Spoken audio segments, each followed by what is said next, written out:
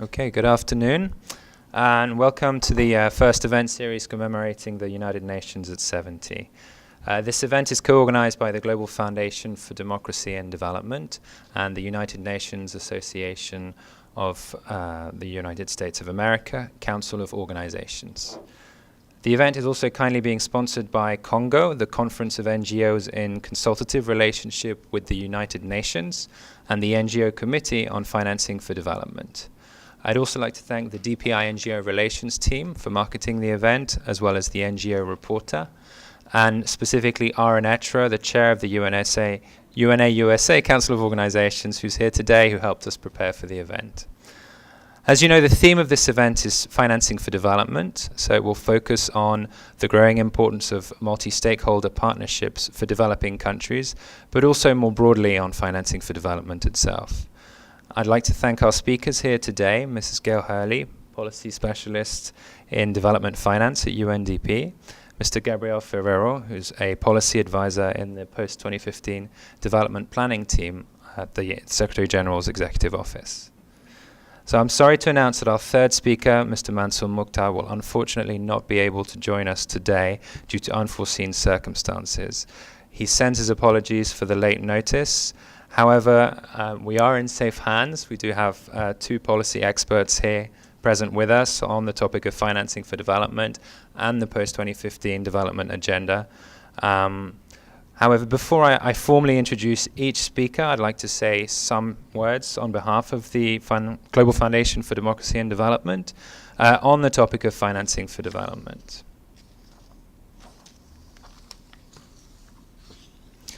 The Monterey Consensus was adopted in 2002 as the world's template for the financing of global development efforts. The agreement was viewed as historic and far-reaching, having addressed the complex issue of financing the sustainable growth and development objectives of the UN's Millennium Development Goals established 2 years earlier. Several important meetings and agreements followed, including the 2008 meeting in Doha, Qatar, out of which arose the Doha Declaration on Financing and Development. The Rio +20 Summit in 2012 was an international gathering organized to redirect and renew global political commitment to the three dimensions of sustainable development: economic growth, social improvement, and environmental protection. These international meetings and declarations have solidified the international consensus on the importance of financing for development, and they've given impulse to many new approaches and initiatives. As we approach the 2015 deadline for the MDGs, the international community has elaborated a new draft framework to promote sustainable development for all beyond 2015. The 17 Sustainable Development Goals go beyond the protection of basic human needs and poverty eradication. They look instead at what factors can trigger a change of situation. This includes economic growth, reduced inequality, sustainable management of natural resources, and taking urgent action to combat climate change and its impacts. The issue of financing those goals remains an ongoing challenge, albeit one in which great strides have been made. The worldwide financial crisis of 2008 only served to highlight the urgency for more predictable international public and private financing, with the result that the search for new sources of development financing has intensified. With this in mind, the General Assembly established the Intergovernmental Committee of Experts on Sustainable Development Financing and tasked it with developing options for a sustainable development financing strategy to facilitate the mobilization of resources and their effective use in achieving the sustainable development objectives set out in Rio in 2012. During its initial consultations with all relevant stakeholders, the committee began an analysis by assessing sustainable development financing needs, current financial flows, and potential sources of financing. It found that the needs are huge and that the challenges in meeting them are enormous. Indeed, the current OECD figures stating the total requirement for global infrastructure investment by 2014 for transport, electricity, water, and telecommunications is around USD $71 trillion. With such figures in mind, the committee found that the current financing and investment patterns would simply not deliver on sustainable development. The solution it found included better aligning private incentives with public goals and creating a policy framework that would encourage for-profit investment in these areas.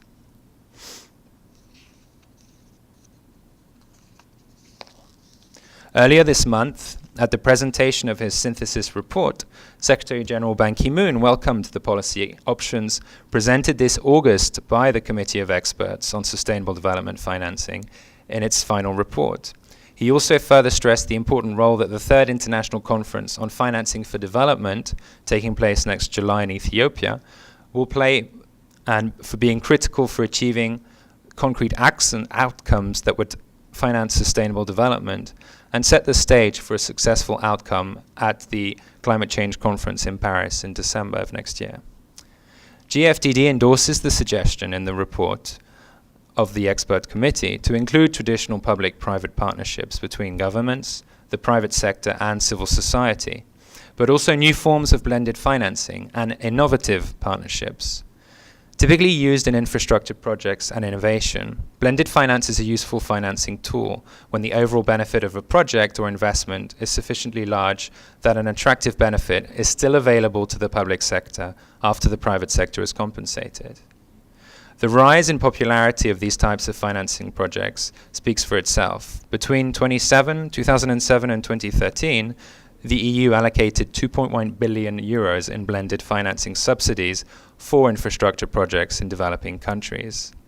However, facilitating these types of investments will require governments to align themselves with the private sector to allow these partnerships to take place, ensuring that incentives, pricing, and most importantly, regulations are aligned. Although the report does call for blended financing projects to be transparent and accountable, and makes the link to their sustainable development impacts in the project design phase, it does not mention human rights. Full participation by and transparency towards those affected by these projects should apply to their negotiation, implementation, and monitoring. In seeking to unlock further capital investment, we therefore need to ensure that governments do not undermine human rights or recreate the capital market mistakes of 2008 by providing too much regulatory freedom to the private sector. Although these new mechanisms of mobilizing resources for development have found enthusiastic trailblazers in private, public, and non-governmental sectors, the potential biggest, long ago identified mechanisms like official development assistance, ODA, and financial transaction taxes have not progressed in their implementation. Since the first two working sessions of the Expert Committee on Financing for Sustainable Development, GFDD has continued to push for greater private funding in the form of financial transaction taxes on global financial transactions as a way of mobilizing resources towards achieving these goals. FTTs, as they're refer to a very small tax on trades of stock, derivatives, currency, and other financial instruments. To quote Dr. Leonel Fernandez, President of the Global Foundation for Democracy and Development and former President of the Dominican Republic, who addressed the UN General Assembly on this issue in 2009, the placement of financial resources in tax havens implies a yearly tax evasion of at least $250 billion. As we've said, this is equivalent to the amount of funds estimated by the World Bank needed to complete the funding for achieving the MDGs. A financial transaction tax, in general, is typically represented by a very small tax on trade of stocks, derivatives, currency, and other financial instruments, and is extremely effective in raising large amounts of revenue for urgent needs, while simultaneously discouraging the type of short-term financial speculation that has little social value but poses high risk to the economy. It is estimated that an FTT could generate up to 200 billion euros at the European level, and almost 650 billion euros at the global level. We stand at a point in time that offers us the perfect opportunity to embrace innovative approaches to financing for development. Provided we implement the correct regulatory and institutional frameworks to accommodate these new funding strategies, we can push our boundaries back and make this transition to sustainable development a reality. Thank you. Now I'd like to introduce our first speaker today. Ms. Gail Hurley, a policy specialist in development finance at UNDP. Gail has held this role since January 2010. Her areas of expertise include international public finance, sovereign debt, innovative sources of finance, and global finance more generally. Gail is the author of numerous research papers, articles, and blogs for UNDP on these and related issues. At the country level, she's supported governments in the Caribbean and Africa to devise strategies for the expansion and diversification of their domestic and external revenue bases. Gail recently supported the work of the Intergovernmental Committee of Experts on Sustainable Development Financing with technical support, and she is currently leading UNDP's preparations for the July 2015 UN Conference on Financing for Development. Prior to joining UNDP, Gail was a policy and advocacy officer with the European Network on Debt and Development, a research and advocacy NGO on development finance issues based in Brussels, Belgium. In this role, she researched and wrote numerous papers on the issue of developing country debt, as well as conducted advocacy and lobbying towards key decision makers. In 2007 and 2008, Gail served as an advisor on the government of Ecuador's Official Debt Audit Commission, with responsibility for examining the Paris Club loan consolidation and bilateral credit agreements. In 2006, she was seconded to Bolivia and Peru to work with the Latin American Network on Debt, Development and Rights.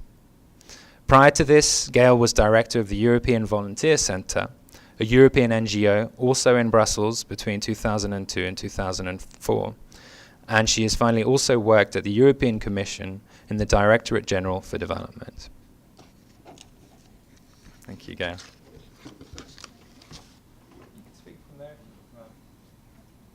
I'll give you a microphone, yeah.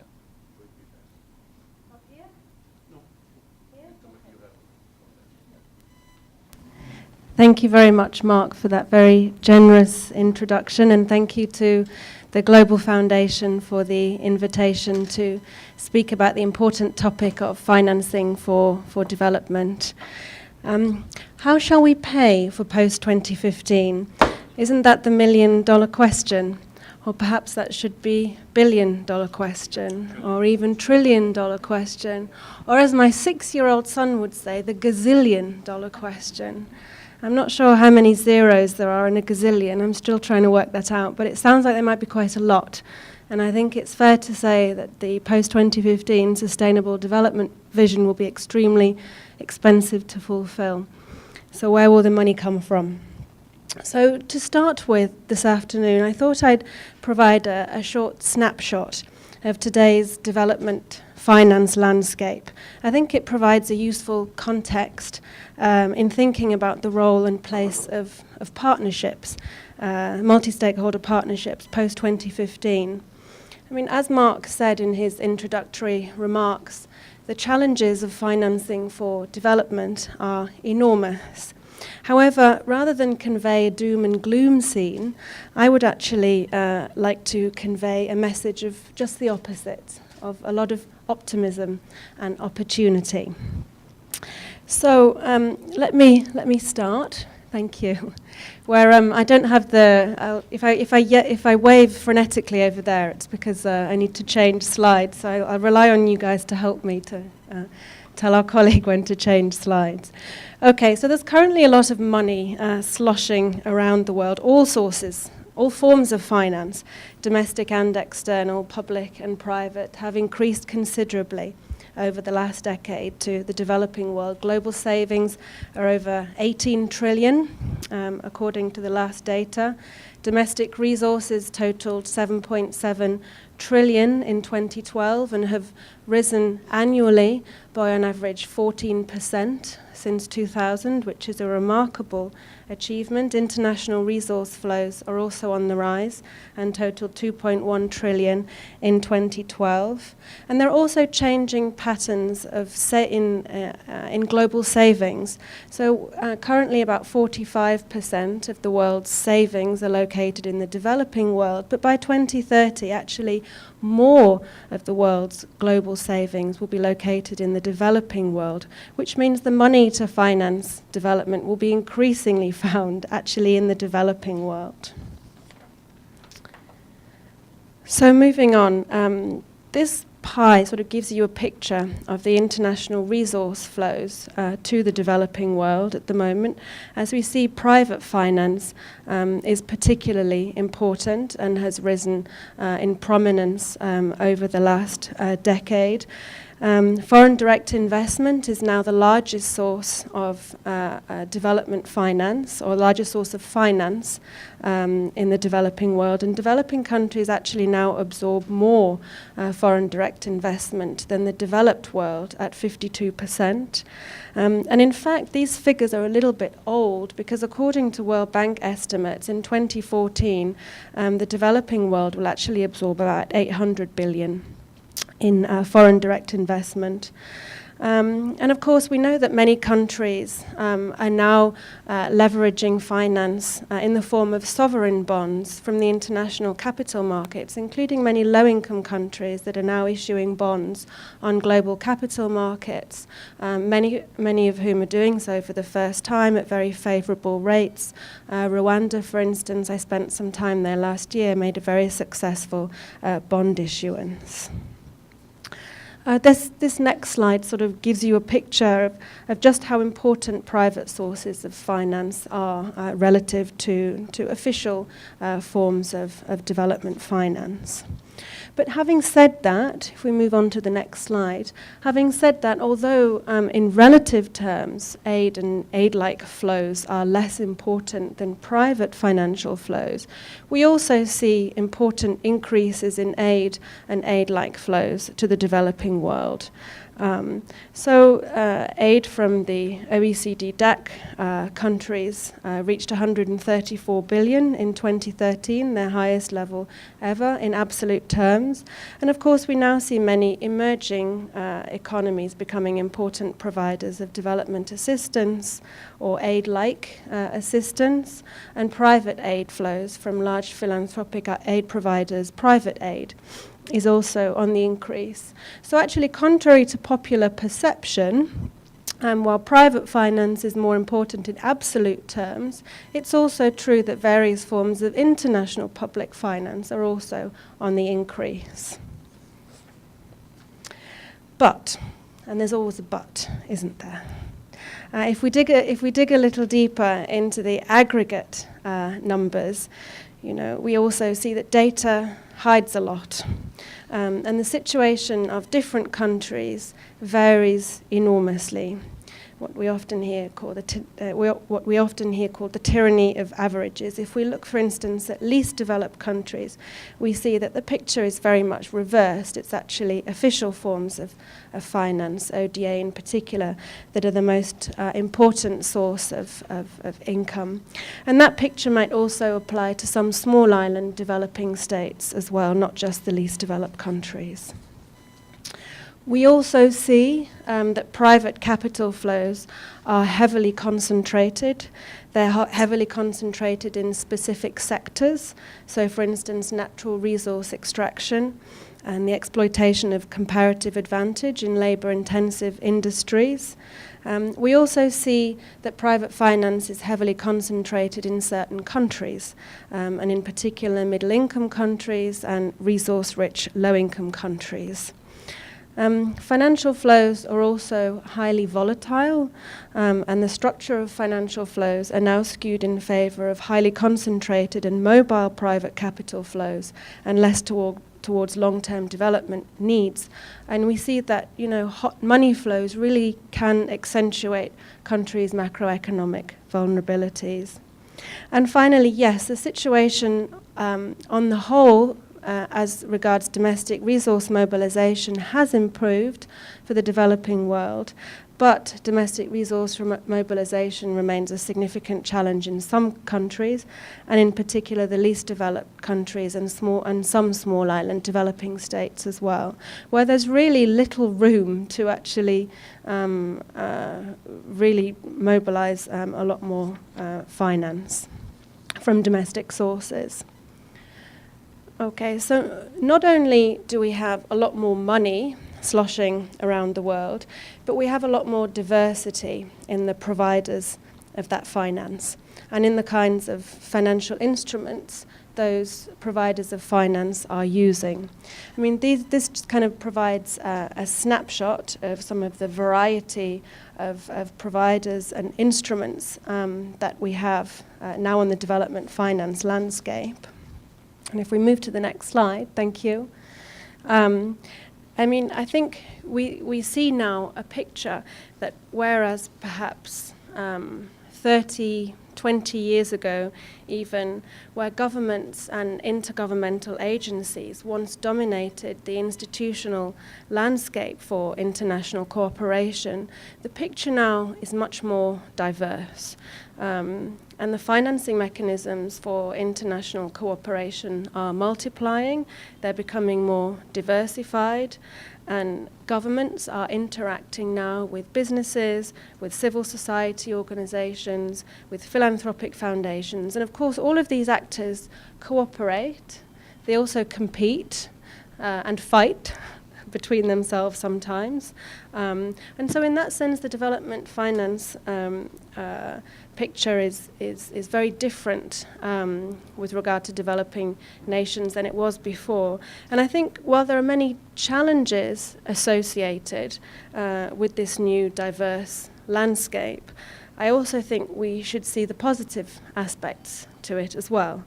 And I think that it's fair to say that globalization and new technologies afford governments and other stakeholders with new opportunities to collaborate and to tap into the pool of global resources, capital, and knowledge to pursue public policy objectives. And I think that is really positive. So over the last decade, we've very much seen a proliferation in public-private partnerships, aiming to address global challenges such as health challenges, in particular communicable disease control, climate change, environmental protection, preservation of biodiversity, and so on.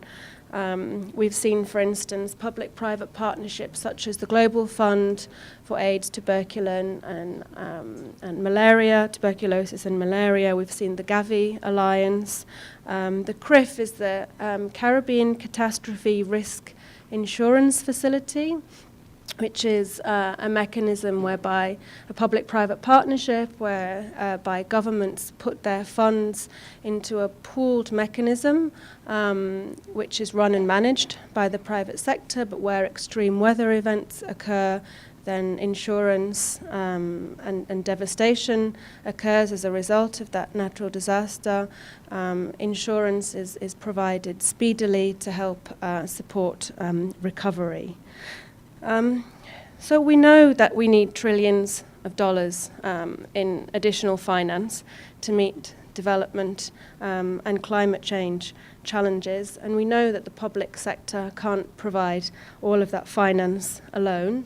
And so, as Mark said in his comments, we have seen an increase in blended finance mechanisms, and in particular in areas such as renewable energies, in infrastructure development, and so on, where we've seen a blending of public and private money.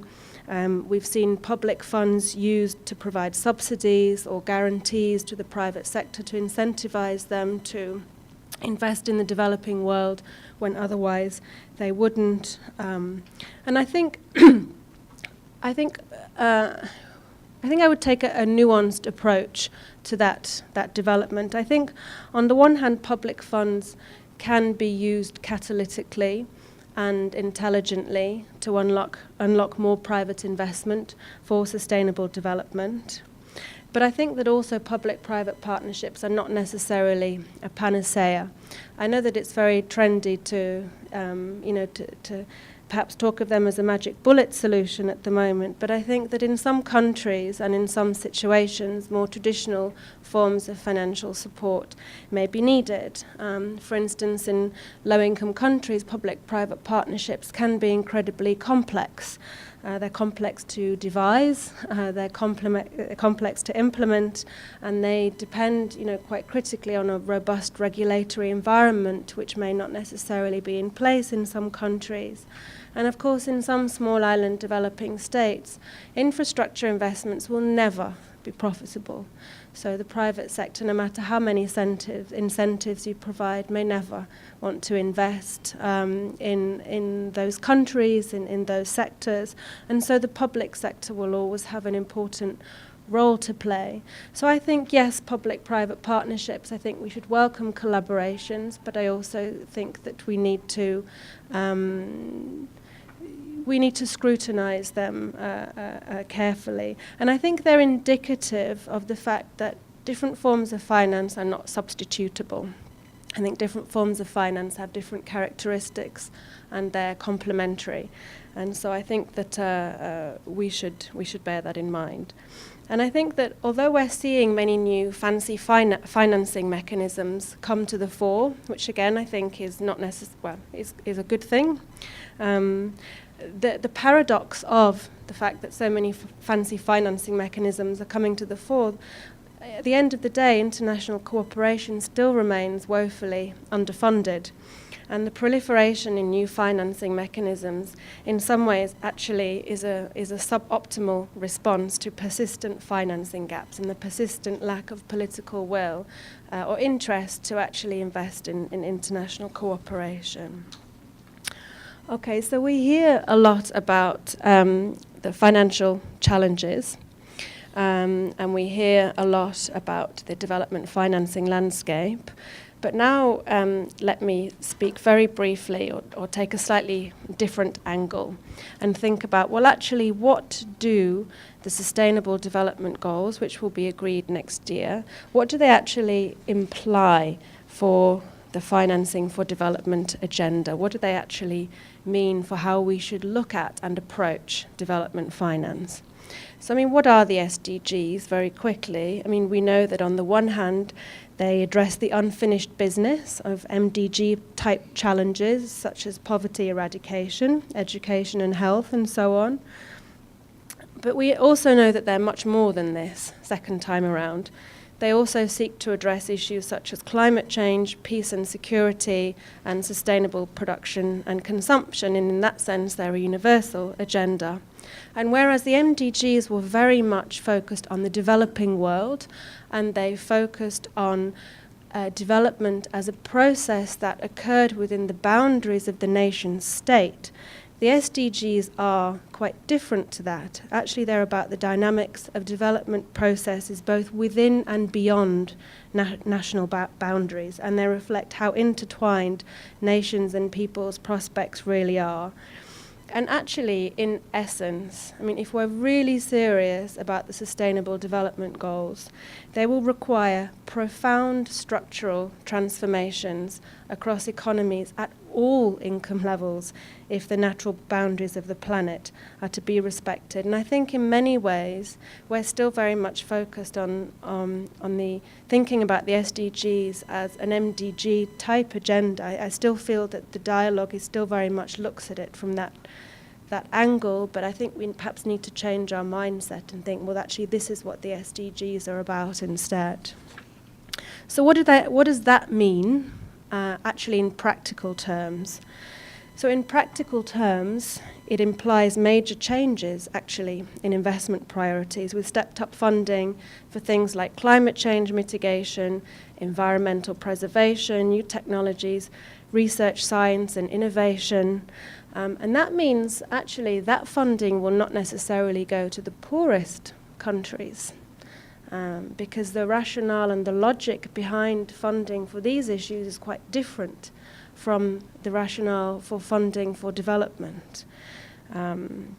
It implies a much bigger focus on longer-term and riskier expenditures, so not necessarily the obsession with results that we've seen recently. And I think that there's a real tension between the desire to focus aid on the poorest and the need to allocate much more resources to some of those areas above. So it is our view at UNDP that international public finance has a much bigger role in the post-2015 period, above and beyond what we understand as development. And finally, I think one of the other areas, we don't often hear it spoken about much in financing for development debates, but it's about risk and resilience. Much of the debate focuses on, financing as if you're on a sort of constant upward trajectory. Well, actually, we know that the path of development is much bumpier, and countries are often subject to sometimes frequent and severe economic shocks. They could be terms of trade shocks, spillovers from financial crises in other areas, natural disasters and so on. And volatility is very much the new norm, and if the predicted impacts of climate change come to pass, then for many countries, natural disasters will become more frequent and more severe. So we can't think about financing for development just in the context of normal times. We actually need to think about financing for development in the context of bumpy times. So I think that that's something that's not really visible enough in financing for development conversations at the moment. So let me conclude with this last slide to say that the scaffolding matters, and that major changes are needed in the architecture which mediates international public finance. We think there's a much larger role for donors to pool resources, to take multilateral approaches to the challenges we face in the future, rather than small, fragmented, bilateral approaches to the challenges we face. We think that will be much more effective if there's more emphasis on combining resources. There's more scope for developing economies of scale. Funding can be dispersed at scale, application and reporting processes can be simplified, knowledge and expertise can be fostered, and it provides more scope for fostering partnerships also with the private sector, with civil society organizations, and it provides a much more effective framework moving forward. But of course, if we are to go towards an approach where donors or international actors pool resources on a much more systematic basis, of course, good governance of those resources matters, and good governance will be critical, and crucially that includes inclusive governance, transparent governance, so as to be both effective and legitimate. So obviously these are some of the messages that we'll be taking as UNDP to the third conference on financing for development in Addis Ababa in July 2015. Negotiations on the outcome document will start already in January. There's a very short time frame, but we're working with our partners on the ground in the countries we work in to ensure that their voices and their experiences at least are brought to bear on some of the negotiations taking here in New York. So I'll stop there. I probably overrun my time terribly, but I sort of used and abused our colleague's absence to steal some time from him. But look forward to the discussion later. Thank you. Great. Thanks very much, Gail. That was very insightful and really helpful to get a complete overview of the whole process, and particularly in the lead up to the third conference on financing for development. Now, I'm going to remain sat now because it makes it a bit more informal rather than standing at the podium. I just want to introduce our next speaker, Gabrielle Ferrero. So I have a short biography to read as well.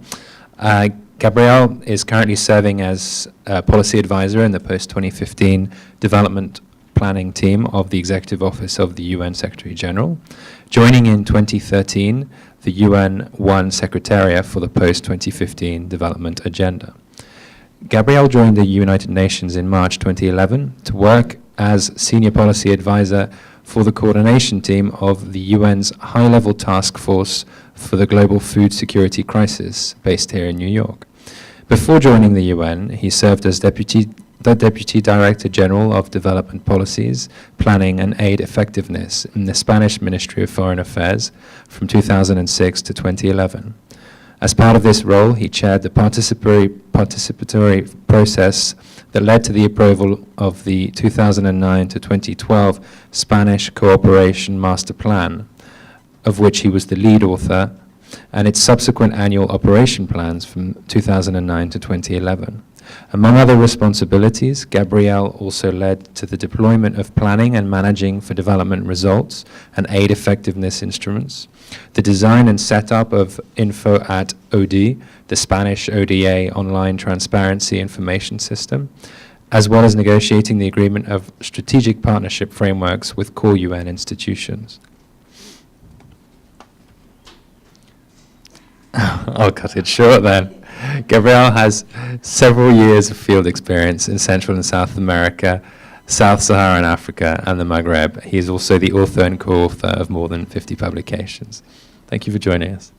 Thanks, Mark. And sorry for cutting it a bit. And well, thanks, Gail. You made my life very easy with such a presentation. You too, Mark, with your opening statement.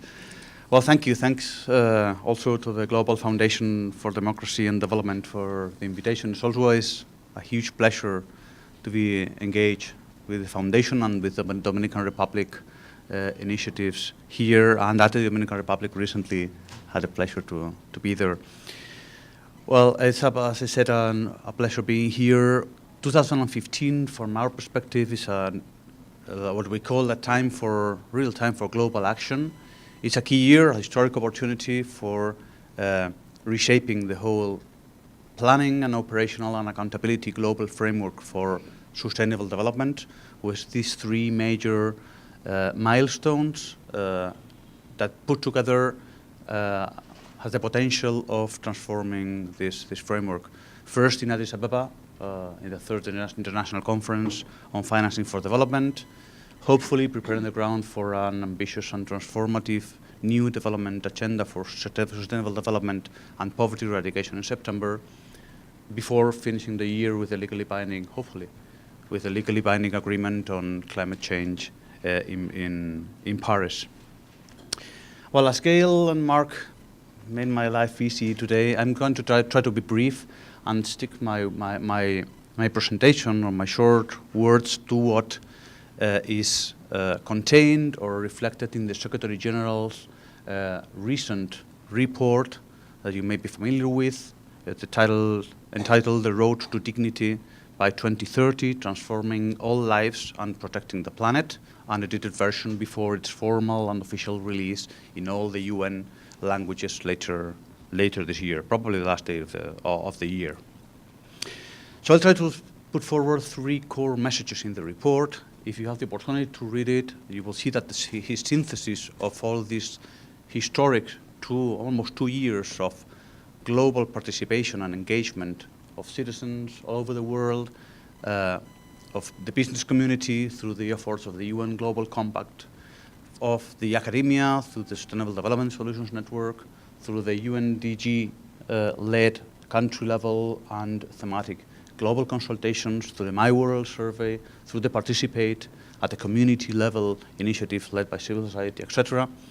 His synthesis configures, shapes a vision that hopes not to achieve or to put forward a closed agenda, but to inspire and to put the ambition as high as possible in front of member states for this last year of negotiation process.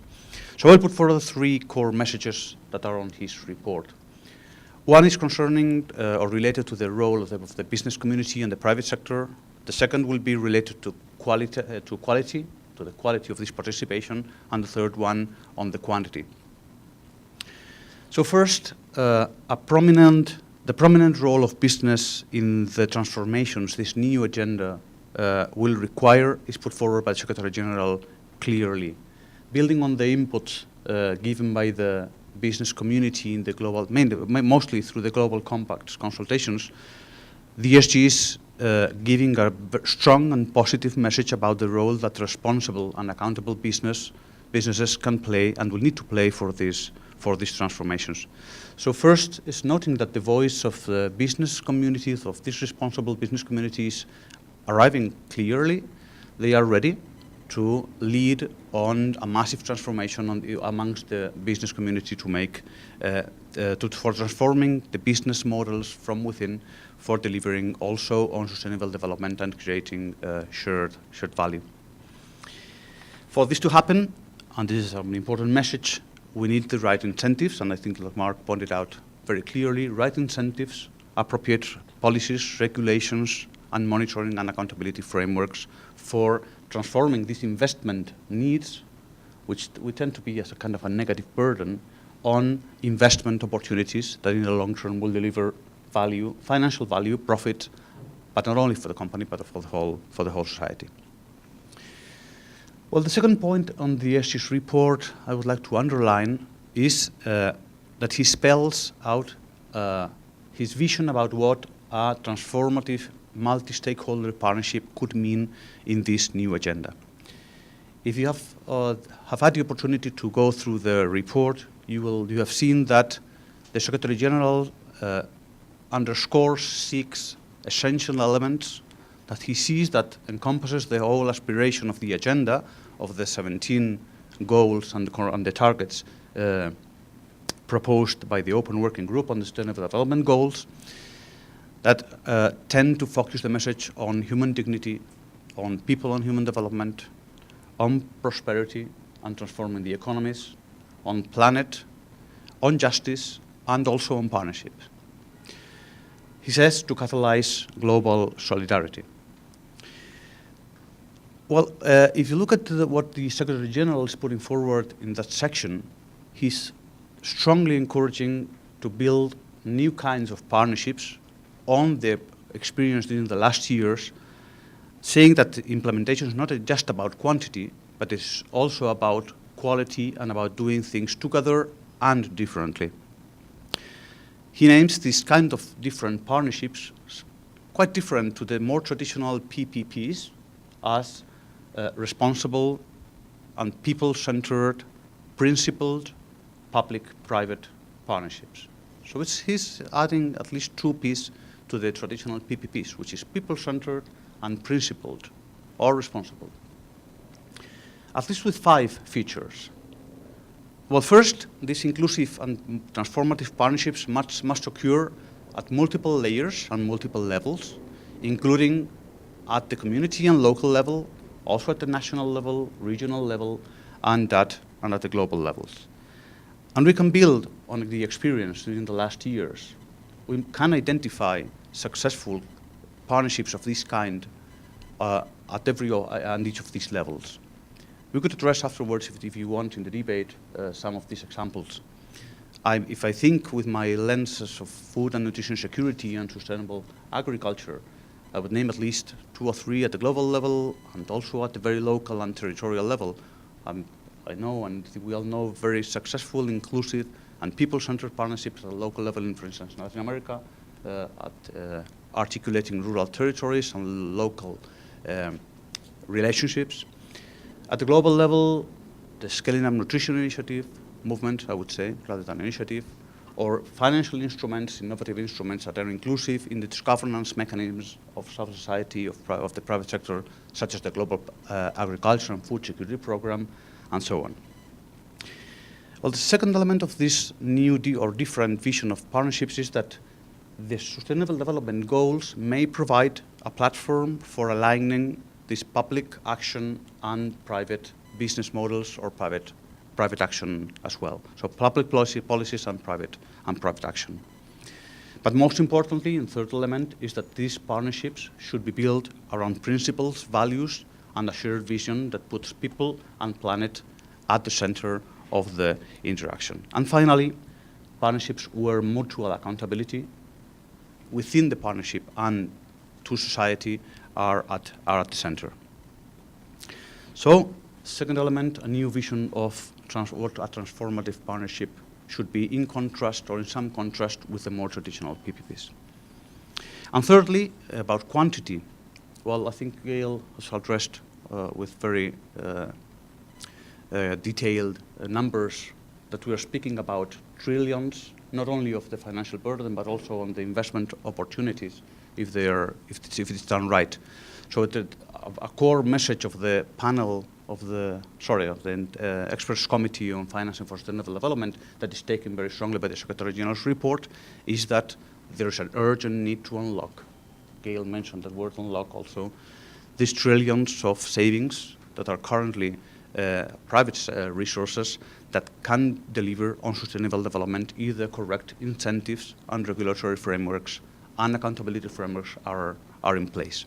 Not least through long-term investments, including FDI, and especially in critical sectors that will absorb most of these trillions of investment needs. Let's say the hardware of the whole development agenda: infrastructure, agriculture, water and sanitation, energy, etc. But there is a strong role of the public sector, of course, and I already mentioned, is to set a clear direction and to review and retool all those regulations and incentives structures so that they are aligned and serve the new sustainable development goals. So in this context, of course, the Secretary General is also acknowledging that blended financing platforms have a great potential, and especially in this different vision of multi-stakeholder partnerships and under certain safeguards or conditions. And he names a few of those conditions, especially if they don't replace or compromise the state's responsibilities on delivering on social needs, but also if they ensure that the risk is not only absorbed by the public sector, where the benefits are mostly reverting on the private part of the blended mechanism. And not least, and most importantly, if we ensure that these, let's say, blended financing mechanisms incorporate social, environmental, labor, human rights, and gender equality considerations. So I'll stop it here, Mark, so that we have more time for discussions, and thanks. Great. Thank you very much. Thank you both for your contributions. That was very insightful as well. Now, we've had an overview of financing for development, the history of it, its latest developments, the conferences we face going forward, as well as an overview of the post-2015 development agenda and what it's looking to achieve. I think this is a good time to talk about maybe some examples and some case studies. I think, but just before we do that, I wanted to ask a question to Gail about the third International Conference on Financing for Development. And I know that you're working on that right now, and I think looking forward is an interesting thing to do, is to see if there are any particular priority topics that you're looking at right now, and any particular outcomes that you think that UNDP is looking out for from the conference. That would be one question for you. And turning to you, Gabriel, I think in terms of, you're mentioning, as you said, the public-private partnerships and the fact that you're looking for responsible, people-centered public-private partnerships to be unlocked at both the regional and the global level. But I was wondering if you could provide us with a few more examples of those on both those levels, just to give more of a flavor for the agenda in itself. And then I think after that, maybe we'll hand it over to the audience.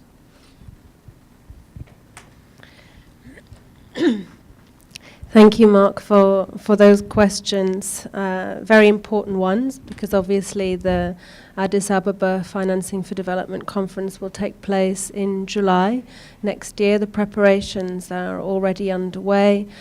2 informal consultations have already taken place between member states, civil society organizations, the private sector, other stakeholders here in New York. And negotiations on the outcome document will start in January next year already. What are our expectations on the one hand? I think that there were some disagreements between member states about when to hold the Financing for Development conference. Some countries, in particular high-income countries, wanted the conference to take place after. Developing countries were more in favor of hosting beforehand. Of course, that's now settled. It will take place beforehand. I think member states realize that the stakes are high and that a good outcome will send a signal of strong political commitment to the Sustainable Development Goals, and therefore failure to reach a strong outcome, won't bode well, perhaps, for at least the means of implementation component of the SDGs. So I think there's a recognition that the stakes are high. On the other hand, I think, we're facing sort of possibilities for progress that are mixed, to be fair. I think, we'll see a reaffirmation of the commitment to 0.7% of ODI as a percent of GNI from developed countries. But whether the prospects for many of them reaching that commitment anytime soon, I'm not sure that they're particularly high.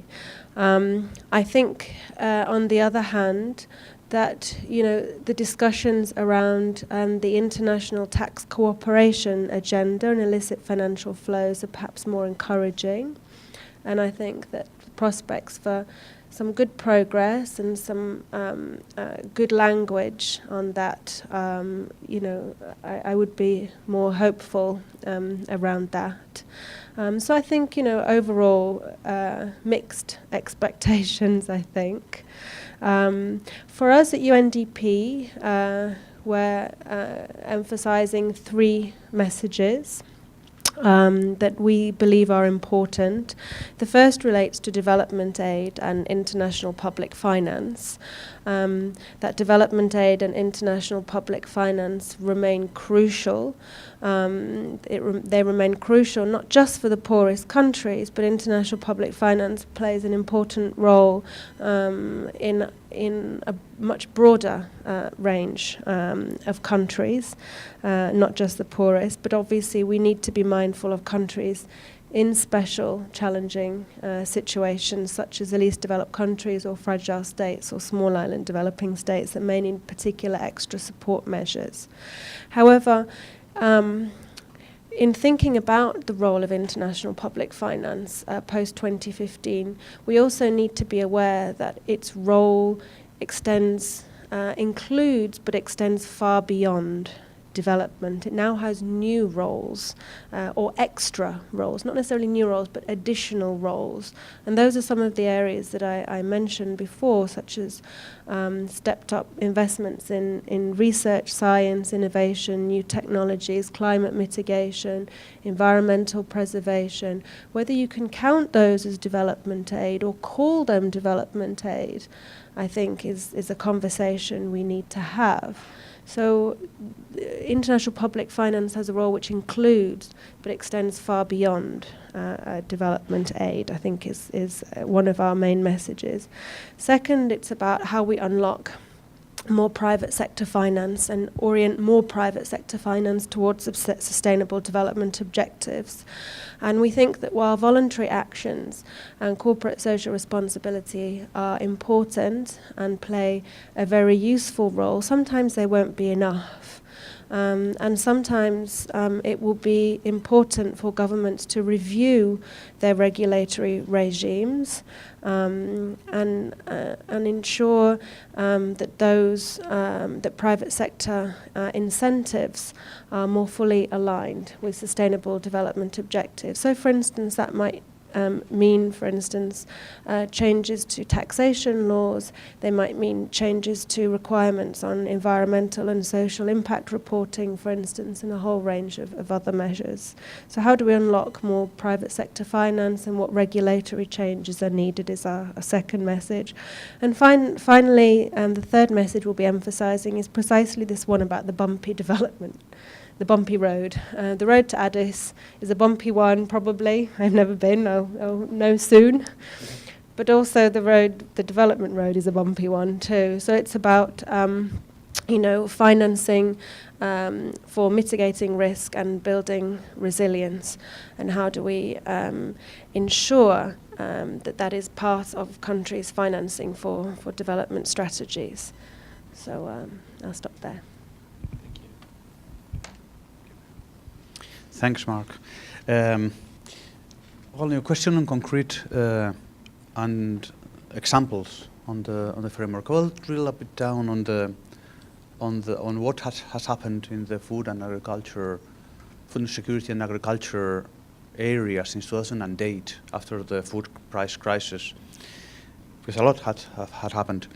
And for building on these new different partnerships, first example I would like to mention is the call from the Secretary General when he offered the Zero Hunger Challenge. You may be familiar with it.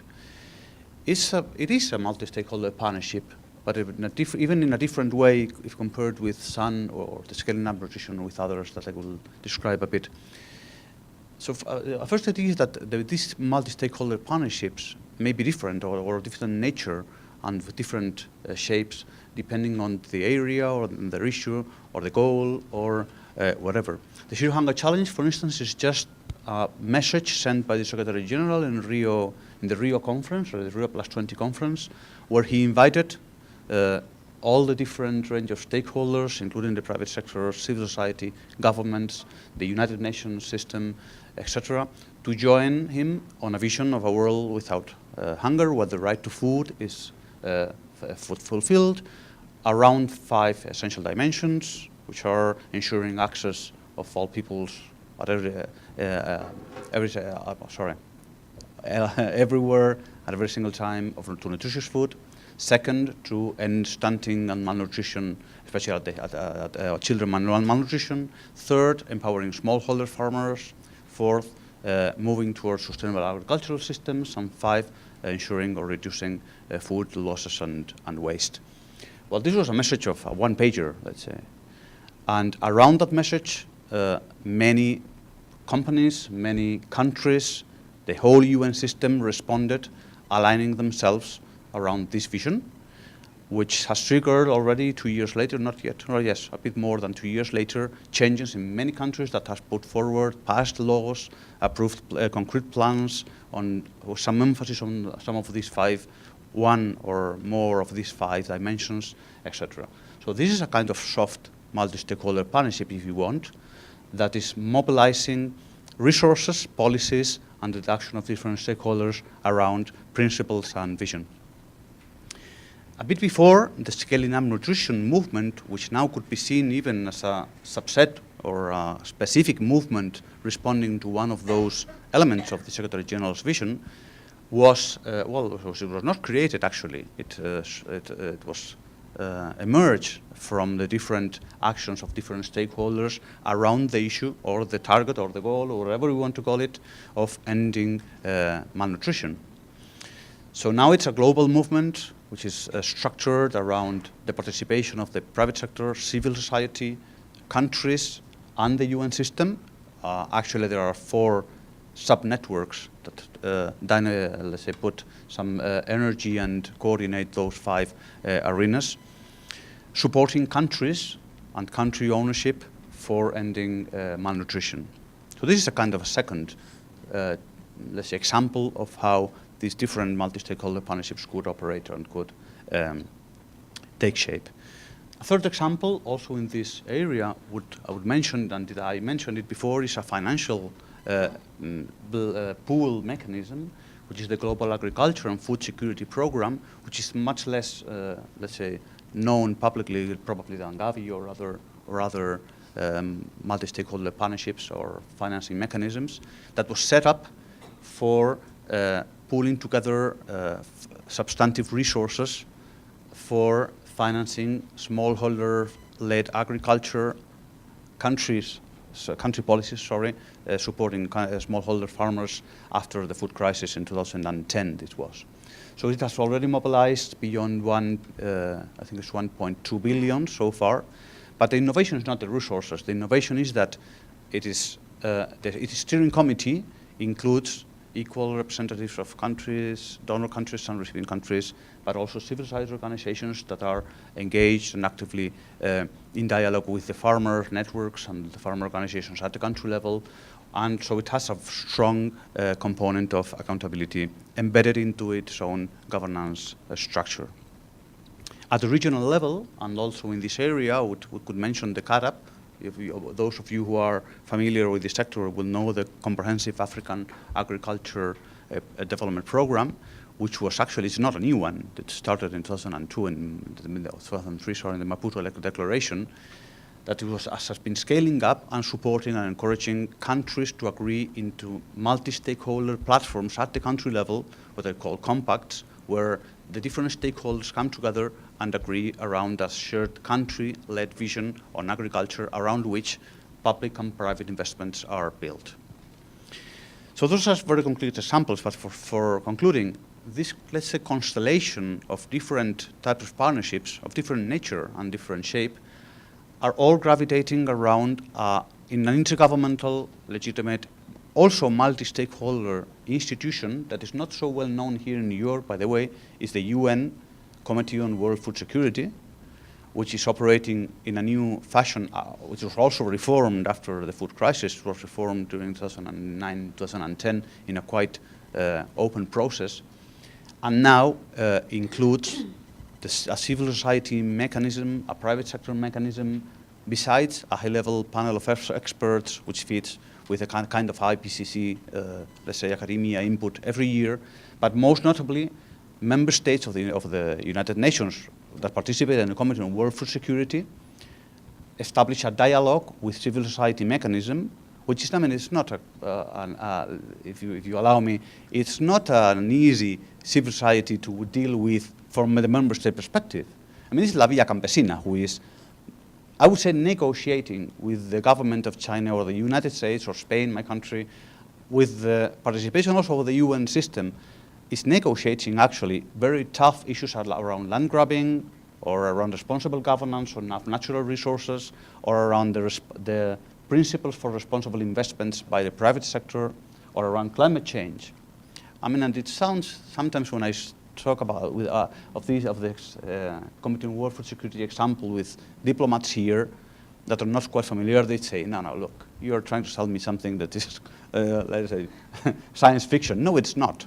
I mean, those of you who have been there in Rome in October and all over the year, you can witness how, for instance, the civil society mechanism is really coordinating and engaging with the farmer organizations at the very local level in Africa, in Asia, or in Latin America, all over the world. And that it's true. I mean, although at the end of the day, civil society has not a voting right strictly because it's an intergovernmental UN governance body, it's true. I mean, late at night, it's the civil society mechanism, the private sector mechanism, and the representatives of the different countries who are negotiating text on the already successful and approved voluntary guidelines for responsible tenure of land, fisheries, and natural resources, etc. So there are also different ways of multi-stakeholder partnerships that are feasible to be implemented at the governance, global governance level, around which all these different concrete multi-stakeholder mechanisms could gravitate and actually could be even more accountable, although they are, because if you are in Rome during the Committee on World Food Security, you will see how all these different multi-stakeholder mechanisms I mentioned are present, organize side events, exchange information, present the reports, are open to scrutiny to the different stakeholders involved, etc. Great. Thanks very much. And I think accountability is definitely something that a lot of NGO people probably here today are thinking about when we think of public-private partnerships and, you know, bringing them forward to release, sort of to deal with development objectives. I think accountability of private sector organizations, accountability of civil society organizations is a key thing, and I think the examples were very clear, so thank you for that. So thank you both for your presentations. I think everyone found them very insightful. It was great to get an overview of an up-to-date overview of the financing for development process, where negotiations are going on sort of the post-2015 development agenda, and it's this, I think it's a good point to remind ourselves why we're here today for this event. This is the UN at 70 event. It's one of a series of events that we're holding in collaboration with UNA USA, Council of Organizations. And the reason being that, you know, the 70th anniversary of the UN coincides with the year 2015, which is a very big year for the UN, as we all know, both for the Financing for Development track, but also for the adoption of the SDGs and also the climate change agreement taking place in Paris, climate change conference taking place in Paris in December. So I think we need to continue getting together to discuss these issues. They're very important to us. And I'm hoping that we'll continue to see more of you at these events. If you wanted to check our website, the Global Foundation website, I have a card, but we also have the flyer here, some flyers at the door, sorry. And there's also some material for UNA USA. You could sign up and get some updates on their events. Again, this was a collaboration event with them. But in the meantime, thank you very much for taking part. Thanks again to you as our presenters. And thanks again to all our co-sponsors, the NGO Committee on Financing for Development, Congo, and obviously UNA USA. Thank you and good night.